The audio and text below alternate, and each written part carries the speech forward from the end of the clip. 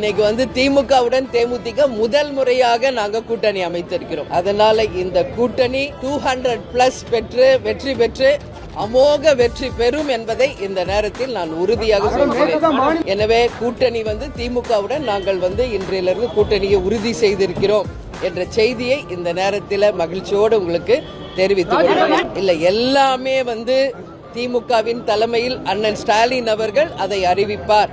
உரிய நேரத்தில் எல்லாமே அவர் அறிவிப்பாங்க. இன்னைக்கு வந்து நாங்க கூட்டணியை உறுதி செய்திருக்கிறோம்.